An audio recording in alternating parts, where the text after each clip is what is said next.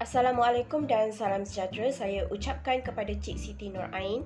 Saya Anis Batrisya Putri binti Muhammad Nizam bernombor ID AM2011008-205 akan menerangkan berkenaan perancangan aktiviti yang telah saya lakukan untuk tugasan individual bagi subjek ECE 2103 Bahasa Melayu dalam Pendidikan Awal Kanak-kanak. Nama bagi aktiviti ini ialah Suatu Ketika Dahulu dan aktiviti ini diadaptasi daripada siri animasi pada zaman dahulu. Aktiviti ini juga menggunakan papet haiwan sebagai alat bantu mengajar. Dalam aktiviti ini, guru perlu bercerita menggunakan papet seperti dalam animasi pada zaman dahulu kepada kanak-kanak. Seterusnya, kanak-kanak akan menyambung cerita menggunakan kreativiti dan imajinasi mereka sendiri. Dalam aktiviti ini, guru akan memegang watak utama iaitu sebagai sang kancil. Kanak-kanak pula akan memegang watak-watak sampingan haiwan-haiwan lain seperti singa, buaya, gajah, harimau, monyet dan sebagainya. Oleh itu, setiap kanak-kanak akan diberikan satu papet haiwan sebelum aktiviti bermula. Berikut merupakan contoh situasi di mana aktiviti ini dijalankan.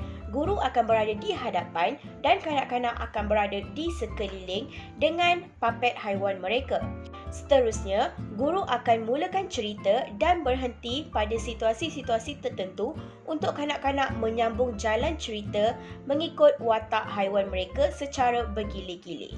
Walau bagaimanapun, guru akan membantu dan membimbing kanak-kanak yang menghadapi kesulitan dalam membina jalan cerita atau menyampaikan cerita sepanjang aktiviti ini berlangsung.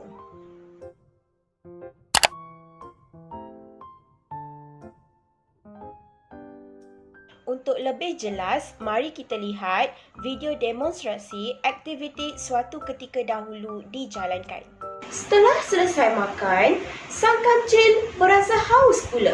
Lalu sang kancil berjalan-jalan di tebing sungai untuk meminum air. Tiba-tiba, muncul sang buaya di hadapan sang kancil. Mana buaya? Hahaha, apalah kancil. Aku lapar dengan hari ini. Aku takkan lepaskan kau. Lalu sang kancil hanya tersenyum kecil apabila melihat sang buaya menyambar kakinya. Dan sang kancil berpura-pura kesakitan padahal itu hanya ranting kecil. Antara kepentingan yang terdapat dalam aktiviti Suatu Ketika Dahulu ialah yang pertama, membantu kanak-kanak meningkatkan daya kreativiti dan imajinasi mereka. Yang kedua, merangsang minda kanak-kanak dalam pembinaan jalan cerita secara spontan. Yang ketiga, aktiviti ini dapat membina keyakinan dalam diri kanak-kanak untuk bertutur. Dan yang terakhir iaitu yang keempat, aktiviti ini juga dapat meningkatkan pengetahuan kanak-kanak mengenai perkara yang baik dan buruk. Apa yang dapat disimpulkan ialah kemahiran bertutur merupakan kemahiran yang penting kerana ianya adalah asas dalam bahasa Melayu. Oleh itu, sebagai pendidik, kita perlulah membantu kanak-kanak dalam meningkatkan kemahiran bertutur mereka supaya mereka lebih berkeyakinan untuk berkomunikasi dan bersosial.